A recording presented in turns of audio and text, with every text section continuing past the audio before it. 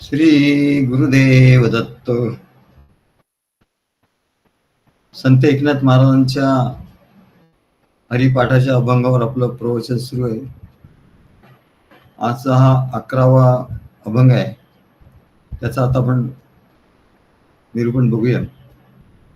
सत्पद ते ब्रह्म, चित्पद ते माया. सत्पद ते ब्रह्म, चित्पद ते माया. आनंदपदी जया म्हणती हरी. आनंदपदी जया म्हणती हरी. सत्पद ते निर्गुण, चित्पद ते सगुण. सत्पद ते निर्गुण, चित्पद ते सगुण. सगुण निर्गुण हरी पायी. सगुण निर्गुण हरी पायी. तत्सदिती ऐसे पैल वस्तुवरी. तत्सदिती ऐसे पैल वस्तुवरी. गीते माझी हरी बोलिले. गीते माझी हरी बोलिले. हरिपद प्राप्ती बोळ्या भाविकांसी. हरिपद प्राप्ती बोळ्या भाविकांसी. अभिमानियांसी नरकवास. अभिमानियांसी नरकवास. आस्ति भाती प्रिय ऐसे पदे तिनी. आस्ति भाती प्रिय ऐसी पदे तिनी.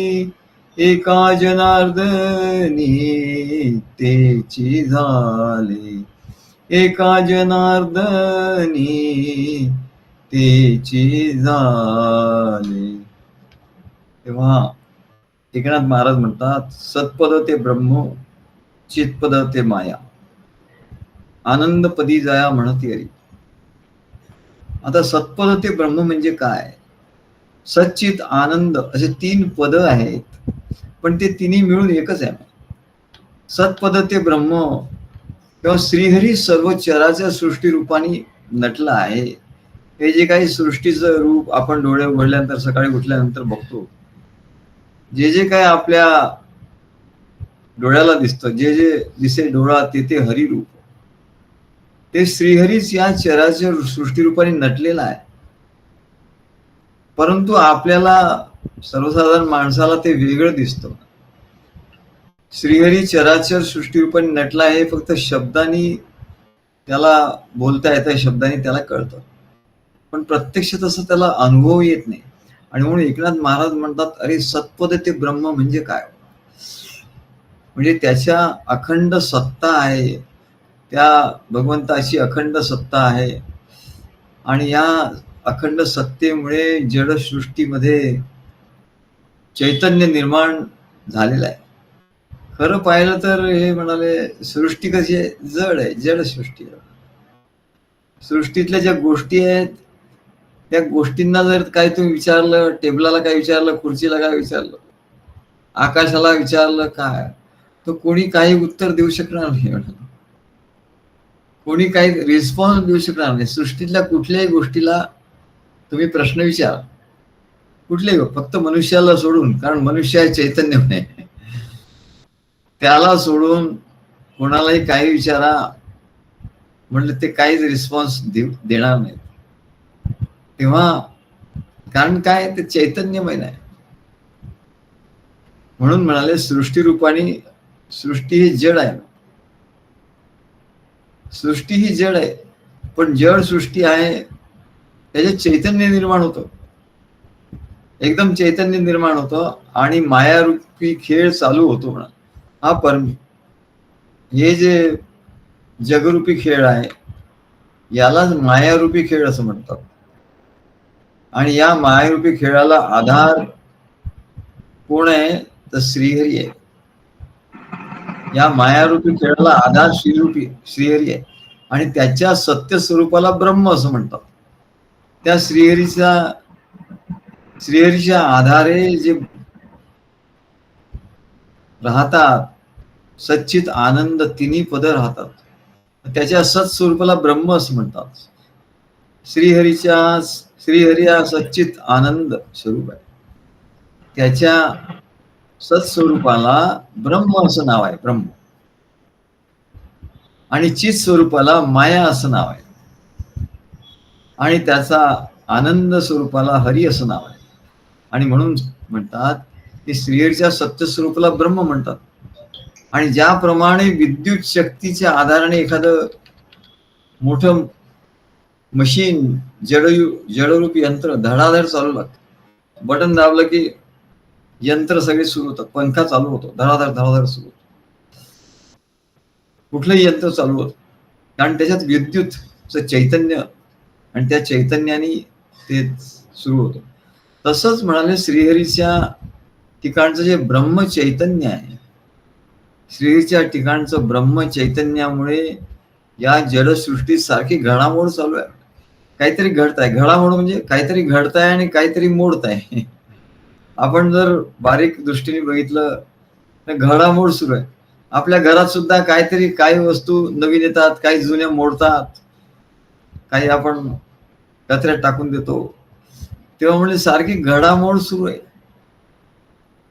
ज्या जडसृष्टीत अशी घडामोड होत असते, म्हणजे उत्पत्ती स्थिती लय होत असतो. आणि हाच म्हणाले त्या श्रीहरीचा चैतन्य विलास आहे. यालाच श्रीहरीचा चैतन्य विलास असं म्हणतात. चैतन्य विलास म्हणजे काय? की श्रीहरीच्या ठिकाणचं चैतन्य या जडरूप सृष्टीमध्ये प्रविष्ट होतं आणि तिथे त्या चैतन्यामुळे तो खेळ सुरू होतो. तसंच मूर्तीची स्थापना आम्ही केली. आता किरणमुळे त्यांच्या दुकानामध्ये जी दत्तमूर्तीची स्थापना केली ते दाखवत आहेत, सगळ्यांनी बघावं. ते दत्तमूर्तीची स्थापना केली म्हणजे काय केलं? जड मूर्ती आहे, म्हणजे म्हटलं तर दगड आहे, दगडाच्या मूर्तीची प्रतिष्ठापना केली. पण त्याच्यात प्राण प्रतिष्ठा का करावी लागते? इथे चैतन्य, श्रीहरीचं चैतन्य आहे. ते चैतन्य त्या मूर्तीच्या ठिकाणी प्रविष्ट झाल्यानंतर ती मूर्ती आपल्या चैतन्य विलास दाखवते. त्या मूर्तीच्या ठिकाणी चैतन्याचा विलास सुरू होतो. तेव्हा ही सृष्टी म्हणजे श्रीहरीचा चैतन्य विलास आहे. सत्पद ते ब्रह्म, ब्रह्म हे सत्पद आहे. चितपद ती माया, जे चित आहे ते म्हणजे चैतन्य आहे ती माया आहे. आणि आनंद स्वरूप जे आहे, आनंदपदी जया म्हणती हरी, आनंद जे पद आहे ते तिथे त्याला हरी असं म्हणतात. म्हणजे ब्रह्म, माया आणि हरी असा हा खेळ आहे म्हणाले. म्हणजे सत्पदाने ब्रह्माचा निर्देश होतो. सत म्हटलं की ब्रह्म समजायचं, चित म्हटलं की मायेचा निर्देश होतो आणि आनंद म्हटलं की हरीचा निर्देश होतो. म्हणजे ब्रह्म हे निर्गुण निराकार. ब्रह्म म्हणजे काय? ब्रह्म म्हणजे निर्गुण निराकार, त्याला काही गुण नाही, काही आकार नाही, काही नाही, त्याच्याबद्दल काही कल्पनाच करता येत नाही म्हणा. अनिर्वचनीय आहे, त्याच्याबद्दल काही बोलता येत नाही. सत्पद ते ब्रह्म निर्गुण आहे, निराकार आहे, आकार रहित आहे, नित्य आहे. मात्र नित्य आहे ते, हा एक त्याच, ते आहे, नित्य आहे. ते अत्यंत शुद्ध आणि पवित्र आहे. ते बुद्ध म्हणजे पूर्ण ज्ञान स्वरूप आहे आणि ते मुक्त आहे. म्हणजे ते संसाराच्या कुठल्याही बंधनापासून ते मुक्त आहे आणि अनंत आहे. किती आहे हे सांगता येत नाही. म्हणतात किती अशी आहे त्याची गणना करता येत नाही, गणनेच्या पलीकडे आहे. ते नित्य आहे, अत्यंत शुद्ध पवित्र आहे, काय ज्ञान स्वरूप आहे. त्याला सगळ्या गोष्टीचं ज्ञान आहे आणि ते सगळ्या बंधनापासून मुक्त आहे. असं त्याला काय म्हणतात? ब्रह्म असं म्हणतात. पण ते निर्गुण निराकार, आकार नाहीये आणि निर्गुण, त्याच्या ठिकाणी गुण नाही. म्हणून त्याला ज्ञान अज्ञान या दोन्ही गोष्टीची काहीच जरूर आहे. त्याला विचारलं ज्ञान काय, तो म्हणले ज्ञान मला माहिती. अज्ञान काय, तर अज्ञानही त्याला माहिती. त्याच्या ठिकाणी अज्ञान नाही, मग ज्ञानाची तरी काय जरूर आहे. कारण ज्ञानाने अज्ञान नाहीसं होतं आणि त्याच्यानंतर जे अनुभवाला ते येतं ते ब्रह्म. वास्तविक अज्ञान निर्माण होण्याच्या आधी ते ब्रह्मच एकमेव असतो आणि ज्ञान झाल्यानंतरही त्याचं स्वरूप कळलं तरी ते होतं, तरी ते होतच म्हणा. ज्ञान झालं म्हणजे काय विशेष झालं का, नाही, ते आधीपासून होतच. ज्ञानाने फक्त कळलं, ज्ञानाने अज्ञान नष्ट झाल्यावर ते होतच. परंतु हे देखील जीवाच्या अनुभवाच्या दृष्टीतून हे वर्णन आहे म्हणा. हे ब्रह्माचं वर्णन जीवाच्या अनुभवाच्या दृष्टीने, म्हणजे त्या ब्रह्माचा एक पैलू म्हणजे ब्रह्म हे अस्तित्व मात्र आहे. त्याला काय म्हणतात, अस्तित्व मात्र. ब्रह्म म्हणजे काय हो, तर अस्तित्व म्हणजे जे आहे बस अस्तित्वात आहे, विद्यमान आहे. विद्यमान आहे, अस्तित्व काय आहे, कसं आहे, किती आहे, त्याचे गुण काय आहे, ते काही नाही म्हणा. ज्ञान आहे का अज्ञान आहे, काहीच नाही. आता हे त्याचं वर्णन झालं, पण तो अनिर्वाच्य असल्यामुळे त्याचं किती वर्णन केलं तरी तो त्या वर्णनाच्या पलीकडेच ते ब्रह्म असतो ना. त्या वर्णनात ते मावत नाही आणि म्हणून म्हणतात सत्पद ते ब्रह्म. सत्पद म्हणजे तो विद्यमान आहे, हेच त्याचं वर्णन. पण आपण विद्यमान आहोत हे जाणण्याची त्याला आवश्यकता नाही. लोक म्हणतील त्याला की तो विद्यमान आहे, पण त्याला त्याची आवश्यकता नाही. कारण तो कधी विद्यमान नव्हता असं कधी झालंच नाही आणि विद्यमान राहणार नाही असं कधी होणारच नाही. आणि म्हणून त्याला विद्यमान असण्याचा नसण्याचा काय अनुभवच नाही. कारण कसं आहे की म्हणले असणं हे नसण्याच्या अपेक्षेने आहे. तो असण्या नसण्यापासून निरपेक्ष आहे असं त्याला, म्हणून त्याला सत्पद असं म्हणतात. तेव्हा हा याचं वर्णन आपण केलंय सतत. पण म्हणले शिष्याला अनुभव कसा येणार, मनुष्याला या सत्पदाचा अनुभव. सच्चिदानंद असं म्हणतात, सच्चिदानंद सद्गुरू म्हणजे काय हो, तर सत्पदाचा अनुभव त्यांच्या ठिकाणी चित्पदाचा अनुभव आहे आणि आनंद पदाचा अनुभव आहे. म्हणजे ब्रह्माचा अनुभव, मायेचा अनुभव आणि हरीचा अनुभव.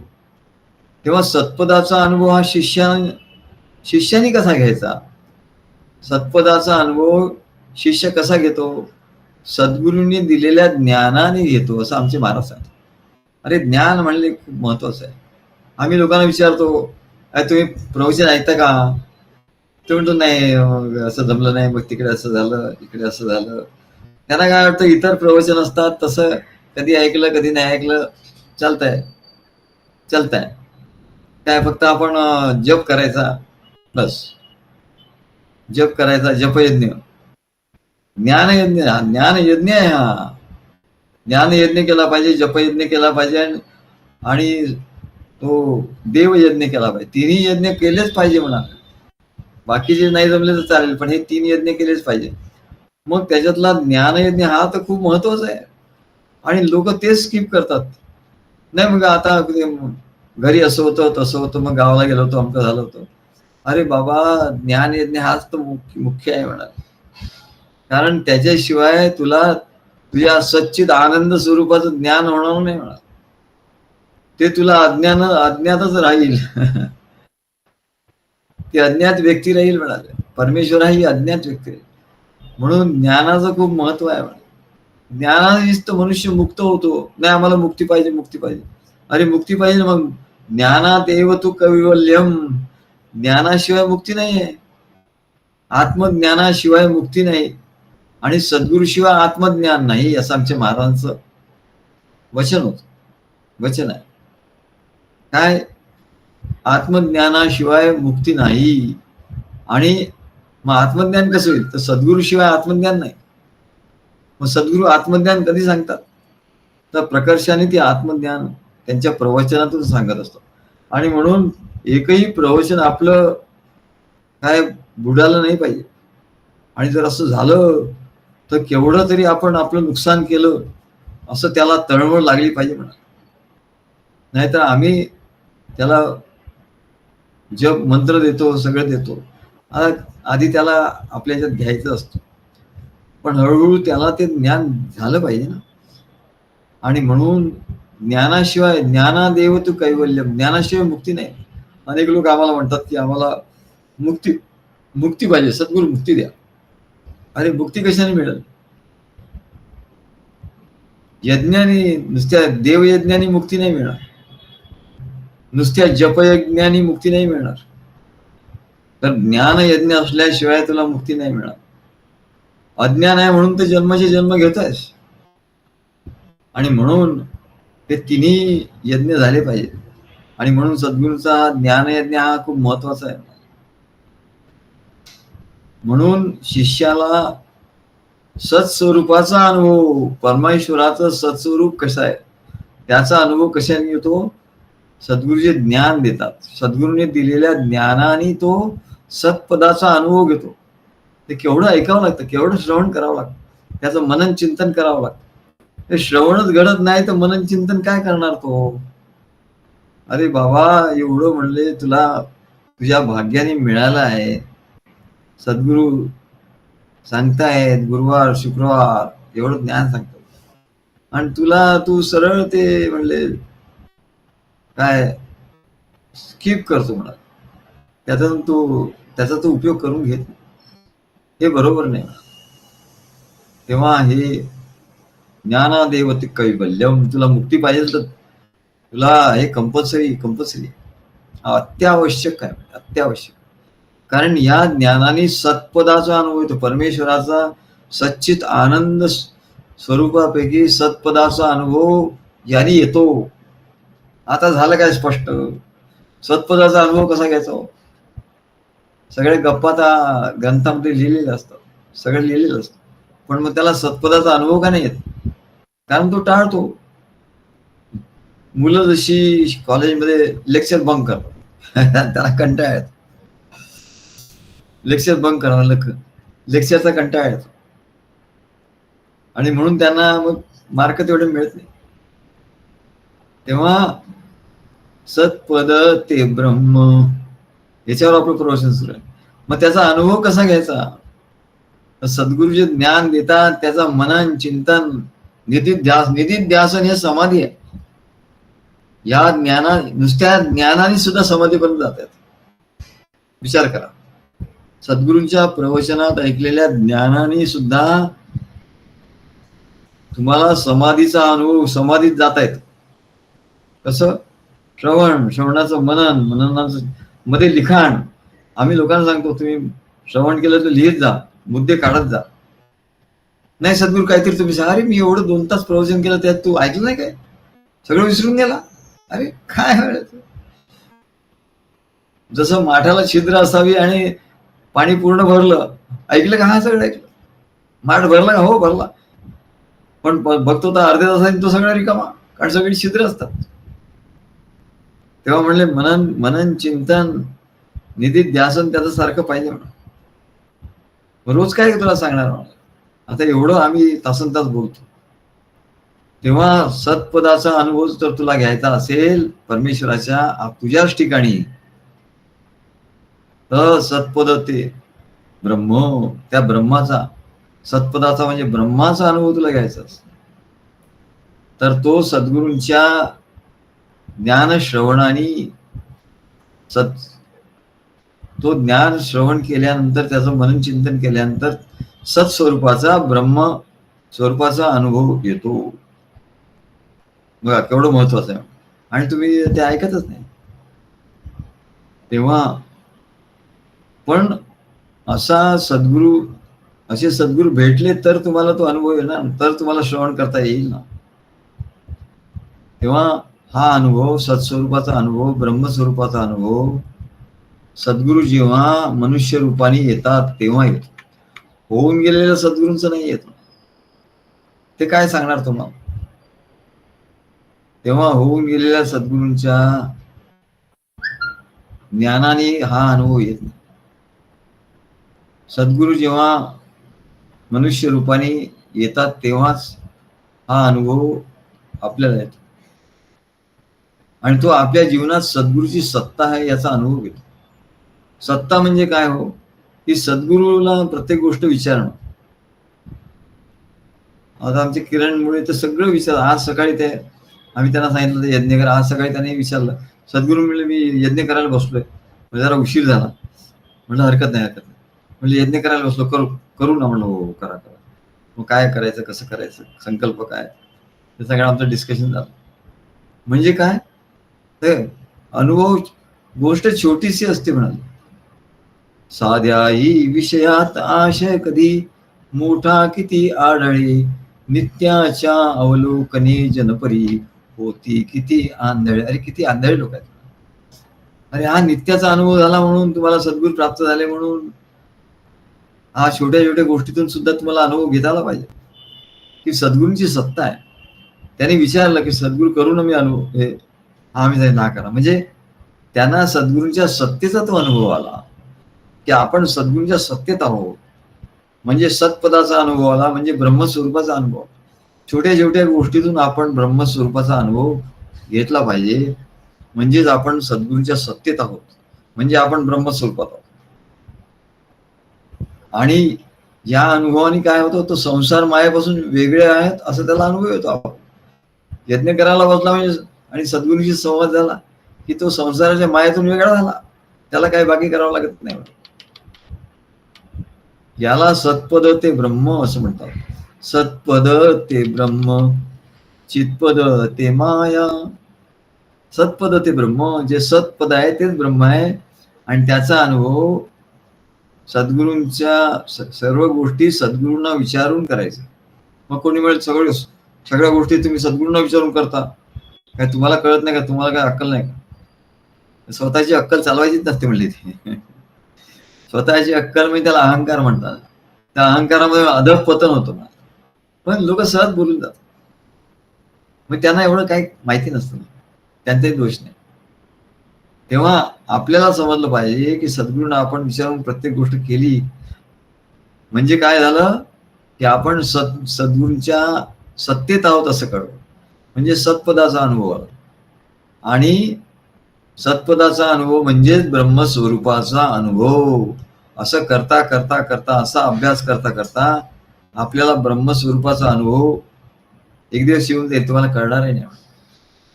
म्हणून म्हणतात एकनाथ महाराज, सत्पद ते ब्रह्म.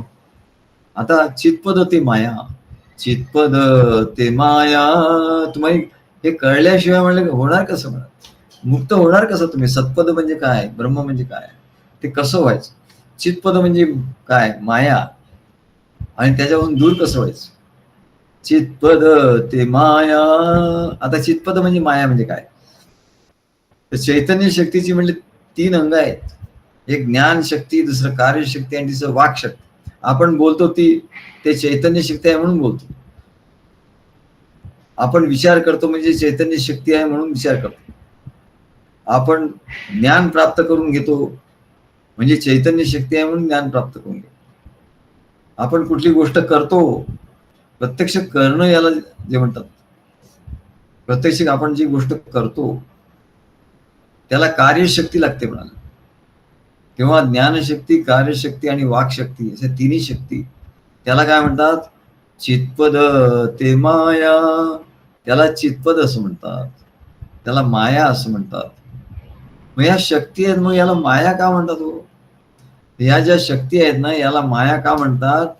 तर ह्या तुला संसाराचं ज्ञान करून देणार आहेस. संसाराचं ज्ञानशक्ती आहे ती संसाराचं ज्ञान करण्याच्या कामी लागते. कार्यशक्ती आहे ती संसाराचीच कार्य तू करत बसतो. आणि वाकशक्ती आहे तू संसाराबद्दलच बोलत राहतो. त्याचा तू दुरुपयोग करतो म्हणून ती माया म्हणून. वास्तविक ती ज्ञानशक्ती आहे, ती विद्या आहे, पण तू तिचा अविद्येसारखा उपयोग करतो. संसारासाठी उपयोग करतो म्हणजे अविद्येसारखी उपयोग. तिला चितपद, खरं ते चितपद आहे पण त्याला माया असं म्हणतात. आणि म्हणून हे 3 सांगितलं, ज्ञानशक्ती, कार्यशक्ती आणि वाकशक्ती. वाकशक्ती म्हणजे ते ज्ञान शब्दात प्रगट करण्याची शक्ती, आणि कार्यशक्ती म्हणजे सृष्टीची उत्पत्ती स्थिती लय करणारी शक्ती. सृष्टीची उत्पत्ती होते, काही काळ ती राहते, नंतर नाश पावते. यालाच घडामोडी, सृष्टीमध्ये ह्या घडामोडी कशामुळे होतात? काहीतरी घडतं आणि काहीतरी मोडतं प्रत्येक क्षणाला. भंगारवाल्याच्या दुकानासमोर उभं राहायचं. समजा आजूबाजूला दोन गोष्टी आहेत. एकीकडे प्रोडक्शन चालू आहे नवीन वस्तूचं, स्टीलच्या नवीन वस्तू काहीतरी प्रोडक्शन होत आहेत, आणि दुसरीकडे भंगारवाल्याकडे त्या तुटलेल्या फुटलेल्या स्टीलच्या वस्तू येत आहेत किंवा प्लास्टिकच्या वस्तू येत आहेत. म्हणजे काय तर एकीकडे उत्पत्ती होते, काही काळ ते राहते आणि त्याच्यानंतर त्याचा नाश होत आहे. हे सर्व म्हणून याला माया असं म्हटलं. माया का? तो उत्पत्ती होते, स्थिती होते, नाश होते, परत उत्पत्ती होते, स्थिती होते, नाश होते, सारखं हे राहण गाडगं चाललेलं आहे म्हणा. म्हणून यापैकी म्हणले ज्ञानशक्ती जी आहे ती चैतन्यमय आहे, पण कार्यशक्ती आणि वाकशक्ती तिच्या मानाने जड आहे. आणि म्हणून चित्पदाला माया असं म्हटलं. ते दोन अर्थाने, एक म्हणजे विद्या आणि दुसरं म्हणजे अविद्या. ज्ञानशक्ती आणि वाकशक्ती म्हणजे विद्या, आणि कार्यशक्ती म्हणजे अविद्या. सर्व संसाराच्या रूपाने बाहेर श्रीहरीची कार्यशक्ती प्रगट आहे. काय सूर्य उगवतो, उन्ह येतात, सगळ्यांचे व्यवहार सुरू होतात. आमच्याकडे इकडे रस्ता दिसतो, बघा सगळे लोक चालले, कोणी स्कूटरवर चाललेत, कोणी गाडीमध्ये चाललाय, कोणी पायी चाललाय. काय कुठे प्रत्येक जण येतोय जातोय, धावपळ सुरू आहे. कोण काय करतोय, कोण काय करतोय. तर म्हणले हे सगळं हा संसार सुरू आहे, हा त्याची कार्यशक्ती आहे, त्याची माया आहे. मग त्याचा अनुभव कसा घ्यायचा? मायेचा अनुभव भक्त कसा घेतो? ठीक आहे म्हणले, हे तर ज्ञान झालं, पुस्तकामध्ये हे ज्ञान आहे, पण पुस्तकामध्ये काय नाही ते सद्गुरू सांगतात. पुस्तकामध्ये हे नाही आहे, पुस्तकामध्ये हे आहे की चितपद ते माया, ते सांगतील चितपद ते माया, पण चितपद म्हणजे काय ते सांगतील. पण त्या चितपदाचा अनुभव तू कसा घेशील, त्या चितपदाचा अनुभव हरी कसा घेतो ते सांगतील. पण शेवटी गाडी तुझ्यापर्यंत आली पाहिजे ना. तू विचारलं पाहिजे सद्गुरूंना की सद्गुरू हे ठीक आहे, श्रीहरी घेतो तो त्याचा काही प्रश्नच नाही, सद्गुरू घेतात त्याचा काही प्रश्न नाही या चितपदाचा अनुभव, पण मी कसा घेऊ त्या चितपदाचा अनुभव, असं त्यांनी विचारलं पाहिजे ना. तेव्हा महाराज सांगतात की तो भगवंताचा भक्त आहे, सद्गुरूंचा शिष्य आहे, तो या चितपदाचा अनुभव त्याच्या इंद्रियांनी घेतो. इंद्रियांनी सुख दुःखाच्या रूपाने, विषयांच्या रूपाने तो घेतो. या संसारामुळे सगळं तो कार्य करतो. तो जेवतो, जिभेने स्वाद घेतो, काय त्वचेने स्पर्श अनुभवतो, डोळ्यांनी बघतो, कानाने ऐकतो, पायाने चालतो, हाताने काम करतो. हे सगळं जे इंद्रियांनी तो जे काही करतो म्हणाल, आणि त्याचा जो अनुभव त्याला येतो, याला काय म्हणतात? चितपद ते माया. याला चितपद ते माया.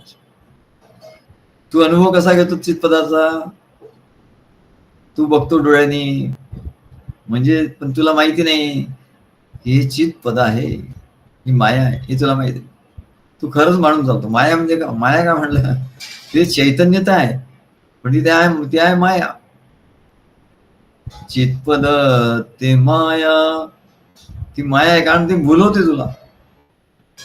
पण सद्गुरू सांगतात अरे असा भुलू नको म्हणाल. इंद्रियाने जो तुला अनुभव येईल तो अनुभव माया आहे असं समजायचं. अरे काय मी आज वास घेतला, चांगला सुगंध घेतला, काय चांगला स्पर्श मला झाला, माया. चांगलं खाल्लं वगैरे, काय चांगलं लागलं, पण हे माया असं.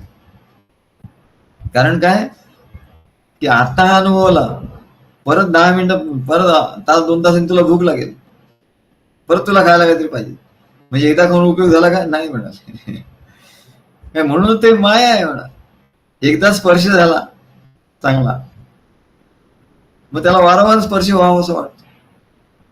याला काही अंतच नाही म्हणाले. रोज जेवतो, रोज खावतो, नवीन नवीन गोष्टी, याला काही अंत आहे का? नाही. म्हणून याला माया असं. जे इंद्रियाने जे सुख घेतलं जातं ते क्षणभंगूर आहे, क्षणात संपून जातो.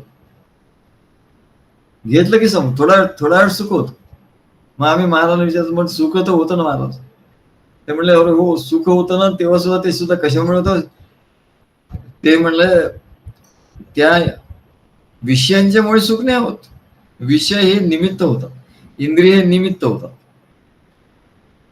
विषय आणि इंद्रिय हे निमित्त होतात. पण सुख कशामुळे? तर सुख त्यांच्यामुळे नाही होत. त्यांच्यात काय सुख आहे? त्यांच्यात सुख नाही. मग सुख कशामुळे होतं? म्हणून ती माया. इंद्रिय आणि विषय याच्यामुळे सुख होतं असं त्याला वाटतं, त्याला माया असं म्हणतात. पण शिष्य जागृत असतो. तो म्हणतो, सद्गुरूंनी काय सांगितलं की म्हणलं ही माया आहे. कारण काय? तर ते संपणार आहे आणि परत भूक लागणार आहे, परत स्पर्श नवीन पाहिजे, म्हणून ती माया आहे. पण म्हणले सुखचा अनुभव आला, तर मग सुख कशामुळे अनुभवाला येतो? तर त्यावेळेला तेवढ्या वेळी पुरतं तुझं मन त्या आत्म्याशी एकरूप होतं. थोडा वेळ का होईना, जिलेबी तोंडात ठेवल्याबरोबर काय थंड यात तोंडात गेल्याबरोबर थंड थंड वाटतं वा. आणि मन विसरतं, मी थंडाई प्यायलो आहे की जिलेबी खाल्ली आहे की लाडू खाल्ला आहे, ते थोडा वेळ विसरतं. थोडा वेळ, अगदी फ्रॅक्शन ऑफ अ सेकंड. आणि त्याच्यामुळे ते मन आत्म्याच्या ठिकाणी एकरूप होतं आणि त्याच्यामुळे अनुभव येतो. आत्म्याचा स्पर्श झाल्यामुळे अनुभव येतो. अरे तुझ्या मनाला आत्म्याचा स्पर्श झाला, त्याच्यामुळे तुला ते सुख अनुभवाला आलं. ते सुख आहे. त्या इंद्रियांनी ते पदार्थ खाल्ला म्हणून नाही, पण मनुष्य कसा त्याला काय वाटतंय, खाल्ल्यामुळे मला सुख झालं. खाल्ल्यामुळे सुख झालं, पण ते निमित्त झालं. चांगले कपडे घातल्यामुळे सुख झालं, पण ते निमित्त झालं. पण चांगले कपडे घातले, थोडा वेळ तुला असं जे वाटतं ना, तेवढा वेळ तुझं मन त्या कपड्यात नाही, त्या स्पर्शात नाही. तेवढा वेळ तुझं मन त्या आत्म्याच्या ठिकाणी एकरूप झालं. हे सहज आहे म्हणा. तेव्हा पण ते क्षणभंगूर आहे. त्याच्यामुळे याला माया म्हटलं, कायम टिकत नाही. म्हणून चित्पदती माया. आणि मग मायेचा अनुभव कसा घ्यायचा? हे इंद्रियाने जे जे काही अनुभव येतील ते खोटे आहे. ब्रह्म सत्यम जगन मिथ्या. अरे हा अनुभव मिथ्या आहे म्हणा. काय मी काय आमरस खाल्ला, अमकं खाल्ला, सगळं मिथ्या आहे. यात काही खरं नाही म्हणाल. तेव्हा हे इंद्रियांचे जे विषय मी घेतोय ते काही खरे नाही म्हणत, ते खोटे आहेत. ब्रह्म सत्य, ब्रह्म एक सत्य, जगन मिथ्या असं त्याने, असं तो सद्गुरूंनी दिलेल्या ज्ञानाने त्या विषयांकडे बघतो. विषयांकडे आधी तो बघतो. मनुष्य विषयांकडे बघत नाही, तो लगेच त्या विषयाचं उपभोग घ्यायला सुरुवात करतो. अरे जरा थांब आणि बघ काय आहे हे, आणि मग म्हणले याचा अनुभव तू घे, तेव्हा तुला कळेल की हे मिथ्या आहे सगळं. म्हणून त्याच्या ठिकाणी विषय आल्यानंतर, समोर विषय आले, तो विषयाचा आस्वाद घेतो. आस्वाद घेत नाही असं नाही. तो काही जिलेबी आली म्हणून तो टाकून देतो असं नाही. नाही जिलेबी नको आम्हाला, हे उलट दाखवण्याचं वैराग्य आहे. त्यांना खरं वैराग्य आलेलं नसतं. नाही माझा उपवास आहे. खायचंच असतं, इच्छा तर गेलेली नसते, पण उपवास आहे. पण खरा शिष्य असतो तो खातो ते, पण तो त्याच्यात तो गोडी घेत नाही म्हणत. काय ते विषय खोटे आहे असं समजतो. अरे खातोय मी, पण याच्यात काही गोडी नाही. गोडी आत्म्याची आहे. आत्मस्वरूपाची माझं मन एकरूप झालं, त्याची गोडी आहे. म्हणजे ती मी घेतली, तेव्हा तो एकदम अलर्ट असतो. ब्रह्म सत्यम जगन मिथ्या. आणि असा तो चित्पदती माया, मायेचा अनुभव या ज्ञानाने घेतो की जग हे मिथ्या आहे. या ज्ञानाने तो, आणि दुसरं असं की नुसतं जग मिथ्या आहे म्हणजे तो सगळ्या गोष्टी थांबल्या असं नाही, तर तो सद्गुरूंच्या कार्यामध्ये आपलं सगळं जीवन समर्पित करतो. सगळं जे काही करायचं आहे ते सद्गुरूंच्या कार्यासाठी करतो. त्यामुळे त्याला त्या सर्वांबद्दलचा मोह आणि अहंकार त्याच्या ठिकाणी राहत नाही. त्या विषयांचा मोह आणि अहंकार राहत नाही त्याच्या ठिकाणी. मी खातो पितो सगळं काय करतो, पण ते सद्गुरूंचं कार्य करायचं आहे म्हणून. तहान लागली मी पाणी पितो का, तर सद्गुरूंचं कार्य करायचं. भूक लागली मी जेवतो का, सद्गुरूंचं कार्य करायचं. मला कुठे जायचंय मी चालतो का, सद्गुरूंचं कार्य करायचं. हे सर्व सद्गुरूंच्या कार्यासाठी जेव्हा तू म्हणतो तेव्हा त्याच्या बद्दलचा मोह आणि अहंकार जातो आणि त्याच्या ठिकाणी चितपदाचा अनुभव येतो, चैतन्याचा अनुभव येतो. असं सत्पदाचा अनुभव कसा घ्यायचा, चितपद म्हणजे काय, चितपदाचा अनुभव कसा घ्यायचा हे आपण बघितलं. त्याच्यानंतर सत्पद ते ब्रह्म, चितपद ते माया, आनंद पदी जया म्हणती हरी. आता आनंदपद म्हणजे काय, आनंदपदी त्याला हरी असं म्हणतात, सत्पदामध्ये त्याला ब्रह्म असं म्हणतात, चितपदामध्ये त्याला माया असं म्हणतात आणि आनंद पदामध्ये त्याला हरी असं म्हणतात. आणि तेव्हा म्हणले सुख आणि आनंद याच्यात मोठा फरक आहे. आपण सांगितलं सुख आणि आनंद याच्यात फरक. सुख क्षणभंगूर आहे, विषयावर अवलंबून आहे. आनंद हा स्वतंत्र आहे. सुख हे इंद्रियांच्या द्वारे अनुभवाला येतं. बाह्य इंद्रियांच्या द्वारे मन जेव्हा विषयांशी एकरूप होतं तेव्हा क्षणभर सर्व काही विसरलं जातं, मगाशी आपण सांगितलं, आणि ते आत्मस्वरूपाशी सहज एकरूप होतं. त्यामुळे क्षणभर का होईना त्याला थोडस आनंदाचा अनुभव, पण त्याला सुख असं म्हणतो. पण हे सुख लगेच संपतं आणि म्हणून मनाला अतृप्ततेचं दुःख सहन करावं. म्हणजे इकडे सुख, मायेमध्ये सुख आणि दुःख दोन्ही आहे. एकाच वस्तूपासून सुख आणि दुःख. तेव्हा मन जेव्हा इंद्रियाच्या संपर्कापासून दूर होतं, इंद्रियापासून दूर, विषयांच्या संपर्कापासून दूर, तेव्हा ते मोकळ होतं. आणि तेव्हा ते मन अत्यंत शुद्ध होतं आणि अत्यंत शुद्ध मन मनाच्या चैतन्यात रूपांतर होतं.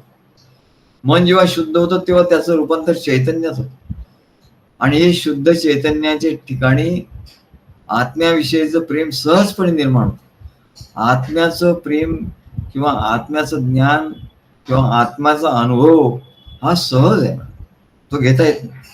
आत्मानुभव कसा घेतो, अरे असं तुझ्या कशाने तो येणार नाही म्हणा, तो सहज आहे.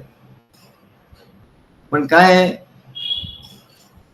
आधी इंद्रियांच्या संपर्कातून आपण दूर राहिलं पाहिजे, दूर झालं पाहिजे, विषयांच्या संपर्कापासून दूर झालं म्हणजे त्या मनाचं चैतन्यात, शुद्ध चैतन्यात रूपांतर होतं आणि तिथे आत्म्याविषयीचं प्रेम सहजपणे निर्माण होतं. आणि जेव्हा मन या आत्मप्रेमात नेहमी रममाण होतं तेव्हा तिथे आत्यंतिक सुखाचा जो अनुभव येतो त्याला आनंद असं म्हणतात, त्याला आनंद असं म्हणतात. हे सर्व ग्रंथात हे ज्ञान लिहिलंय, पण काय लिहिलेलं नाही आहे ते सद्गुरू सांगतात. त्याचा अनुभव तिथे येत नाही, अनुभव आणून देतात. आणि म्हणून याज्ञवल्क्य ऋषी आपला भारेला सांगतात, त्यांचा संवाद होतो, ती प्रश्न विचारते की आत्मा म्हणजे काय, आत्म्याचा अनुभव कसा घ्यायचा. आत्म्याचा अनुभव याज्ञवल्क्य ऋषी सांगतात यथा प्रीतीच्याच भाषेत सांगतात. ती त्यांची भार्या, पत्नी, म्हणून तिला दृष्टांत पण तोच त्यांनी घेतला. यथा प्रिया भार्याया संपरिष्वक्तः न किंचित अंतर न वेदत न किंचित बाह्य न वेदत. जसं प्रिय भार्येला आलिंगन दिल्यानंतर दोघांनाही एकमेकांचं काही भान राहत नाही, दोघंही विसरून जातात, दोघं स्वतःलाही विसरतात, स्वतःलाही विसरतात, आजूबाजूचं तर सगळं विसरतात, स्वतःला विसरतात. न किंचित अंतर न वेदत न किंचित बाह्य न वेदत. तथा, तसं म्हणाले, तथा आत्मा मनसी संपरिष्वक्तः. तसा आत्मा मनाला आलिंगन देतो किंवा मन आत्म्याला आलिंगन देतात. न किंचित अंतर न वेदत न किंचित बाह्य न वेदत. बाहेर आत बाहेर काही त्याला कळत नाही, म्हणजे तो समाधी अवस्थेत जातो. आणि या आत्मप्रेमाला आत्मरती असं म्हणतात. आणि या आत्मरतीच्या विरोधी गोष्टींचा प्रयत्नपूर्वक त्याग करणे याला भक्ती असं म्हणतात. ही आत्मरती कशी प्राप्ती होईल हो? आत्मरती अविरोधे नाही ती. या आत्मरतीला विरोधी काय येतं म्हणाले? संसार. नाही, हाही चांगला, तोही चांगला, मग आमचं त्यांचं खूप प्रेम आहे, ते आमचे नातेवाईक आहे, अमकाय टमकाय, ती माझी भाची आहे, तो भाऊ आहे, तो नणंद आहे, त्यांचं आमचं बरेच प्रेम आहे. आणि आम्हाला बरं वाटलं, कारण ते सगळे आले होते ना, काल ते आले तिथे, म्हणाले दिवस इतका चांगला गेला ना, सद्गुरू दिवस इतका चांगला गेला ना, सगळेजण आले होते ना, ते दिवस खूप चांगला गेला. मग आनंदात गेला जीव तो दिवस का सुखात गेला? तर सुखात गेला, आनंदात नाही गेला म्हणाला. आणि मग असा जो सुखात जातो दिवस, त्याला काय म्हणतात? आत्मरती नाही, तुला त्यांची रती निर्माण झाली, त्यांचं प्रेम निर्माण झालं तुझ्या ठिकाणी, आत्म्याचं प्रेम नाही निर्माण झालं. आत्मरती ते आत्मरती विरोधी आहे, ते सर्व आत्मरतीच्या विरोधी आहे. आणि आत्मरती अविरोधेन इति, तेव्हा आत्म्याचा अनुभव येतो, आत्मरतीचा अनुभव. आणि तो आत्मरतीचा अनुभव भक्तीनेच येतो म्हणाले. भक्तीशिवाय तो आत्मरतीचा अनुभव येणार नाही. कोणी किती तुमचे नातेवाईक आले, अमुक आलं, आणि तुम्हाला सुख वाटलं, बरोबर, बरं वाटतं थोडं, पण ते आत्मरतीच्या विरोधी आहे. नाही नाही, असं म्हणू नका, किती छान वाटतं बघा. असं काय सद्गुरू तुम्ही म्हणता की एवढे सगळे लोक येतात, प्रेमाने येतात, आम्हाला किती बरं वाटतं, किती छान दिवस जातो आमचा. आम्ही कशाला डिस्टर्ब करू तुझ्या? आम्ही नाही डिस्टर्ब करणार, पण आम्ही एवढं सांगतो तुम्हाला ज्ञान. सद्गुरू म्हणजे ज्ञान सांगायला पाहिजे. आम्ही काहीतरी खोटं नाटक तुम्हाला सांगितलं चालेल का? नाही तर तुम्हाला आवडतं म्हणून आम्ही खोटं नाटक सांगतो. हा, फार चांगलं, आज आले होते का, कोण कोण आलं रे? वा वा वा. आम्ही लगेच आमची भाषा बदलू म्हणा. काय वा, छान झालं, कोण कोण, अरे एवढे आले होते का? आणि मग काय झालं? मग खूप आनंद झाला, खूप एन्जॉय केला आम्ही. अरे वा वा. कोणी तरुण मुलं मुली असतील तर शोभेल, ठीक आहे, पण ज्यांचं वय झालंय त्यांनी सुद्धा जेव्हा असं म्हणतात की आम्हाला सद्गुरू खूप आनंद झाला, तेव्हा आत्मरती अविरोधेन, तेव्हा आत्मरती नाही असं समजायचं. आत्मरतीला विरोध झाला म्हणा. आत्मरती अविरोधे नाही ती म्हणजे भक्ती. भक्ती म्हणजे काय हो? आत्म्याच्या प्रेमात काहीतरी आड आलं की झालं म्हण, त्याला विरोध नाही पाहिजे. त्या सुखामध्ये काही अडचण नाही आली पाहिजे, त्याला आत्मरती अविरोधे नाही ती, असं शांडिल्य ऋषी सांगतात. कधी न संपणाऱ्या आणि निरंतर अविनाशी सुखाचा अनुभव, त्याला आनंद असं म्हणतात. पाहुणे येऊन गेले, एक दिवस बरं वाटलं, दुसऱ्या दिवशी परत चेहरा त्याचा दुःखी, याला आनंद नाही म्हणतात, याला सुख दुःख असं म्हणतात. असा आनंद जे महापुरुष अनुभवतात त्यांना हरी अशी समज नाही. हरी कोणाला म्हणतात? जो आनंदाचा, आत्मरतीमुळे आनंदाचा अनुभव नेहमी असतो, त्याला हरी असं म्हणतात, त्याला हरिपद असं म्हणतात. आणि हे हरिपद कशाने प्राप्त होतं? निरंतर सद्गुरूंची भक्ती करीत राहिल्याने प्राप्त होतं. निरंतर त्यांचं जे त्यांनी प्रवचन केलंय त्याची आठवण करून लोक म्हणतात, हो आम्ही ते तुम्ही सांगितलं ते लिहिलं आणि वाचताना इतका आनंद होता. बस बरोबर आहे, याला आनंद म्हणतात. पण तुझं काय होतं? तू मध्ये खंडित होतो म्हणा, खंडित झाल्यामुळे तो आनंद खंडित होतो. पण हरकत नाही, थोडा थोडा करता करता तो आनंद घेतो. आणि म्हणून परमानंद स्वामीचं जे पद आहे की आनंद म्हणजे काय? देवाचे ते प्रेम हृदयात पूर्ण, आनंदाचे स्थान सहज ते. देवाचं प्रेम हृदयात पूर्ण भरतं. मग ते कशाने भरेल? प्रवचन ऐकल्याने भरेल, यज्ञ केल्याने भरेल, सद्गुरूंशी संवाद केल्याने भरेल, जप केल्याने भरेल. असं भरल्यानंतर जो आनंद होतो त्याला आनंद असतो, जे सुख होतं त्याला आनंद म्हणतात. प्रेमाचे स्मरण प्रेम ध्यास चित्ती, आनंदाची वृत्ती सहज ते. प्रेमाचं स्मरण कसं करणार? म्हणजे सोपं आहे. म्हणजे दत्तमूर्तीची स्थापना झाली, कसं वाटलं? वा, इतकं छान वाटलं. त्या दिवशी दत्तमूर्तीची स्थापना झाली, खूप आनंद झाला. अरे मग तो आनंद कशामुळे झाला? प्रेमामुळे झाला तो. मग त्या प्रेमाचं स्मरण कर ना. तो जो कार्यक्रम झाला त्या दिवशी झाला आणि गेला, संपलाच. वाटतो काही शिव आहे का? झाला आणि संपला. असं त्याचं वारंवार जेव्हा तुम्ही स्मरण कराल, त्या त्या प्रेमाने, त्या स्मरणाने प्रेम निर्माण होईल आणि प्रेमाने स्मरण होईल आणि त्या प्रेमाने ध्यास आत चित्तामध्ये ध्यास निर्माण होईल. प्रेमाचं स्मरण. आणि म्हणून जे प्रेम कशामुळे निर्माण होतं? स्मरणामुळे निर्माण होतं. मग स्मरण कशामुळे होतं? काहीतरी चांगल्या गोष्टी घडल्यामुळे स्मरण होतं. मग चांगल्या गोष्टी म्हणजे कुठल्या? आनंददायी गोष्टी. मग सद्गुरूंच्या सहवासात आपण आलो, दत्तमूर्तीची स्थापना आहे, कुठल्याही मूर्तीची स्थापना आहे, काही कार्यक्रम आहे त्याच्या निमित्त.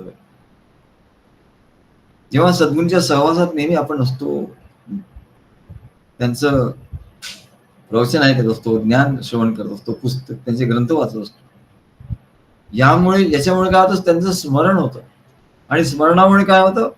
प्रेम निर्माण होतं आणि प्रेमामुळे काय होतं? प्रेमाचा ध्यास लागतो चित्तामध्ये.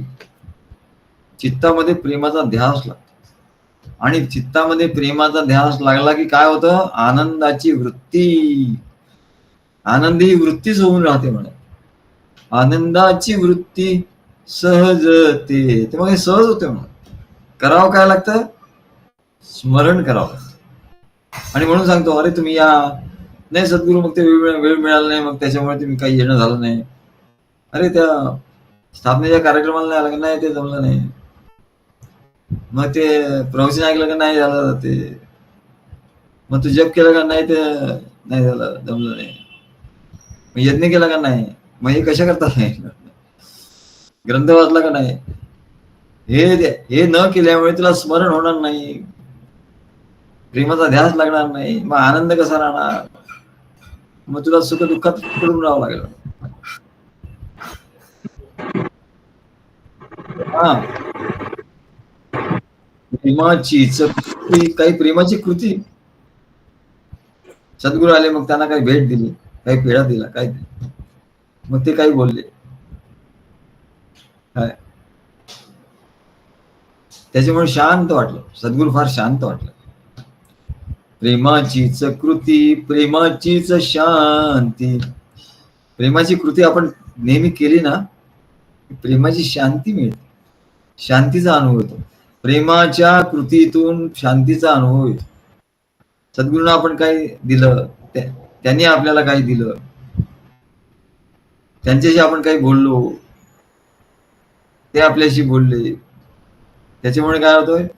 शांत वाटतं. मग कैलास आम्हाला म्हणतो, किती शांत तुमचं प्रवचन होतं, एकदम शांत वाटतं म्हणजे सद्गुरू, एकदम शांत वाटतं. आणि तुम्ही किती काही लिहिता ना, फारच उत्तम, फारच छान वगैरे. आणखी काही आम्हाला लिहून देता तुम्ही, तो काही प्रश्न विचार, त्याला आम्ही काही लिहून देतो. त्यांनी म्हणलं, एवढी शांत वाटतं, एवढं शांत. प्रेमाची कृती. शांती कशाने मिळते हो?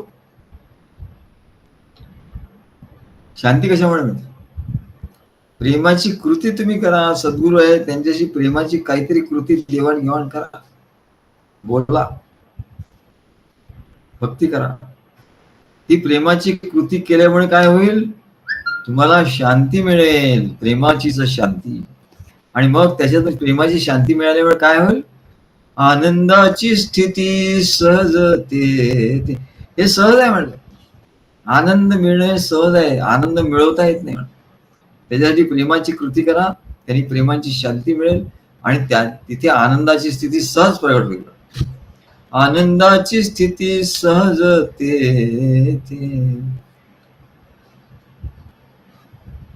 आता सायंटिस्ट लोक आता आपल्याकडे, आपल्या वेदांमध्ये जे लिहिलं आहे त्याच्याकडे यायला लागले. त्याला दुसरा पर्याय नाही म्हणा. ते काय म्हणतात की अणुरेणू असतात, अणु परमाणू असतात, ते का मनुष्याला दिसत नाही म्हण. गंमत बघा. पण जेव्हा म्हणे मनुष्य बघतो, त्यांच्याकडे बघतो, तेव्हा म्हणले, तेव्हा ते साकार होतात, अणुपरमाणू साकार होतात आणि सृष्टी दिसायला लागते. कमाल आहे. सगळं आपल्या ठिकाणी आहे म्हणलं. सायंटिस्ट सुद्धा लोक म्हणतात ते परमाणू ऍक्टिव्हेट होतात आणि मग त्यांची एकमेकाशी टक्कर होते, ते फिरतात एकमेकांच्या सोबत आणि अनेक आकार तयार होतात आणि असे आकार तयार झाल्यावर सृष्टी तयार होते. शाबाश. हे तर आमच्या सगळ्या वेदामध्ये ते लिहिलंय. तू काय मोठं शहाणपण सांगतो आता. मग त्याला काय म्हणतात, तर म्हणले ऑब्झर्वर इफेक्ट, काहीतरी नवीन लावून द्यायच. ऑब्झर्वर म्हणजे बघणारा, तू बघणारा. हे तर आम्ही आमच्या काव्यात लिहिलेलं आहे. तू बघणारा सत्स्वरूप मत्स्वरूपीची असे भाग्यवंत. उद्धवाला भगवान श्रीकृष्ण सांगतात की तू बघणारा जो आहे ना, अरे सृष्टी नुसती ही नाहीये, तू बघणारा हे महत्वाचं आहे. तू बघणारा मत्स्वरूपची, मत्स्वरूप म्हणजे ब्रह्मस्वरूप आहे, मूर्तिमंत ब्रह्मस्वरूप आहे तू बघणारा. कारण तू बघितल्याशिवाय सृष्टी तुला दिसणार नाही. सृष्टीतले अणुपरमाणू ऍक्टिव्हेट होणार नाही, तू बघितल्यानंतर त्या अणुपरमाणू ऍक्टिव्हेट होतात. आणि म्हणून याला ऑब्झर्वर इफेक्ट म्हणतो. Observer effect. एखाद्या माणसाला, आता कितीतरी माणसं जाती येत असतात, आपल्याला काही त्याचं हे नसतं, त्यांनाही काही नसतं. पण एखाद्या माणसाकडे आपण जर बघितलं, एखाद्या माणसाला ऑब्झर्व करत राहिलं होतं, तो हा काय बाबा माझ्याकडे बघतोय, याच्या मनात काय हा काय करणार तर नाही ना. अनेक शंका त्याच्या ठिकाणचे परमाणू ऍक्टिव्हेट होतात. नुसतं याच्या बघण्याने त्याच्या ठिकाणचं परमाणू ऍक्टिव्हेट होतो. याला ऑब्झर्वर इफेक्ट असं म्हणतात सायन्सच्या भाषेत. हे तर ज्ञान सगळं आपल्याकडे लिहून ठेवलेलं आहे आधीच. तू काय मोठं नवीन सांगितलं म्हणा. प्रेमाचाची भाव, प्रेमची स्वभाव, आनंदानुभव सहजते. आनंदाचा अनुभव कसा घ्यायचा मग? बघा, आनंदाचा अनुभव घ्यायचा ना, तर भाव पाहिजे. भावाशिवाय कृती नाही आणि कृतीशिवाय अनुभव नाही. आत भाव असेल तर तो लगेच येऊन नमस्कार करेल, नाही तो उभा राहील, यानं नमस्कार करू का नको. भाव असेल तर पटकन तो नमस्कार करेल. प्रेमाचा भाव, प्रेमची स्वभाव, मग त्याचा स्वभावच होऊन जातो. आनंद अनुभव सहजते, आणि त्याला आनंद अनुभव सहज येतो. आणि या असा जो अनुभव घेतो त्यालाच हरी असं म्हणतात. आनंदपदी जया म्हणती हरी. म्हणून भक्त हा सद्गुरूच्या ठिकाणी असा अनुभव घेतो. भक्ताची हृदय प्रेमपूर्ण भक्ती, भक्ताच्या हृदयात प्रेमपूर्ण भक्ती जेव्हा असते, नवविधा भक्ती होते. श्रवण नाही, ते प्रवचन काय ते नाही केलं सर. श्रवणम पहिली भक्ती, कीर्तनम त्याच्याबद्दल काहीतरी बोलणं, लिहिणं, प्रश्न विचारणं, कीर्तन, विष्णू स्मरण करायचं, निरनिराळे कार्यक्रम होत असतात, काय होत असतं, स्मरण करायचं. आणि हे सगळी नवविधा भक्ती जेव्हा होईल तेव्हा परमानंद व्यक्ती सहज ते आपणच परमानंद व्यक्ती होऊन राहू. आपणच परमानंद व्यक्ती होऊन राहू, असा हा अनुभव. सद्गुरू ही परमानंद व्यक्ती आहे आणि आपणही परमानंद व्यक्ती होऊन राहू, असा हा सच्चित आनंद पदाचा अनुभव येतो. म्हणतो सत्पद ते ब्रह्म, चित्पद ते माया,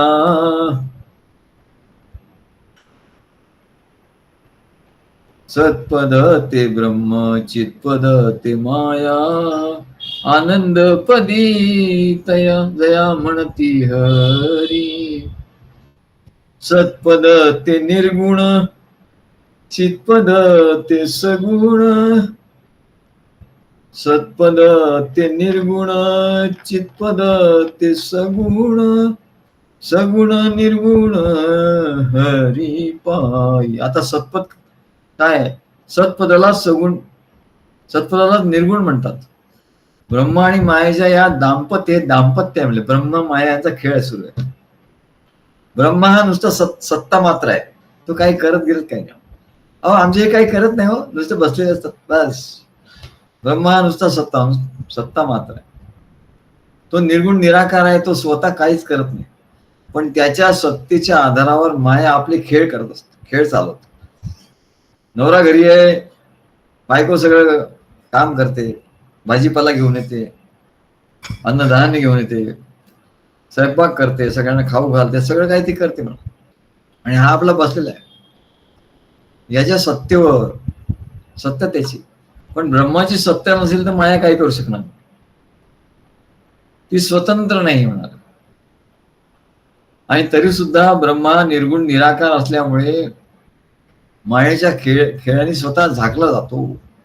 तर ब्रह्म दिसत कसं नाही हो, मायेचा खेळ आहे ना, माया त्याला झाकून टाकते. आणि असं वाटतं की हा मायेचाच खेळ आहे, ब्रह्माचा नाहीच आहे. ब्रह्माचं काही त्याच्यात हे नाही, रोल नाही. पण खरं म्हणजे माया हे जड आहे, माया काय हलू शकत नाही, म्हणजे हालचाल करू शकत नाही.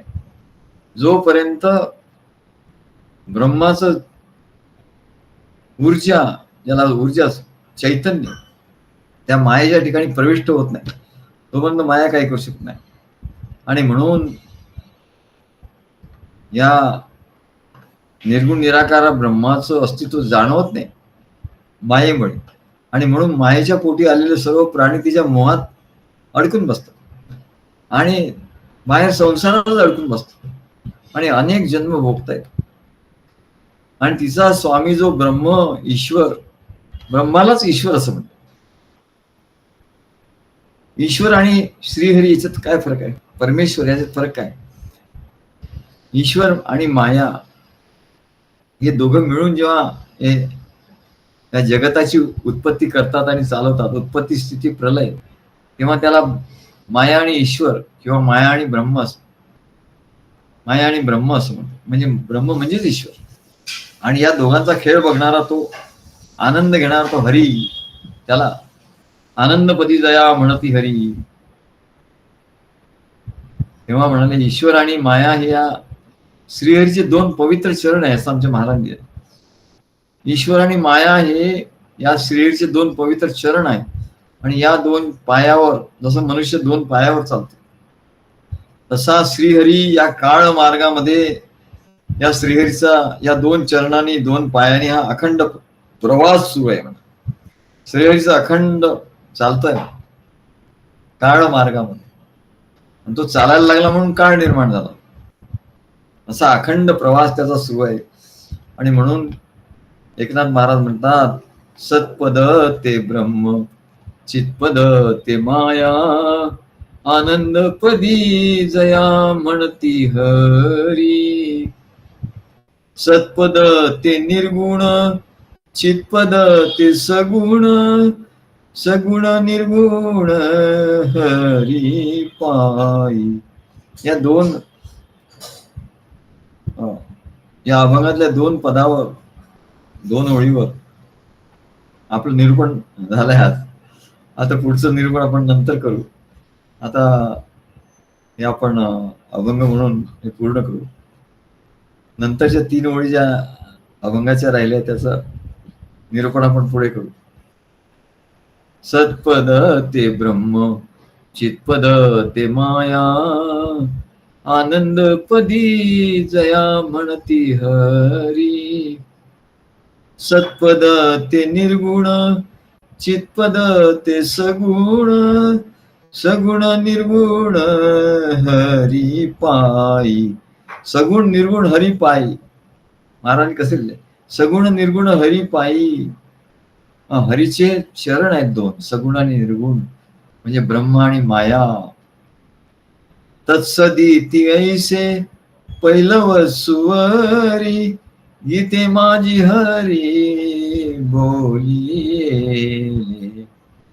हरिपद प्राप्ती भोळ्या भाविकांशी अभिमानियासी नरकवास आस्ती भाती प्रिय ऐशी पदे तिन्ही एका जनार्दनी तेची झाले सत्पद ते ब्रह्म चित्पद ते माया आनंद पदी जया म्हणती हरी. श्री गुरुदेव.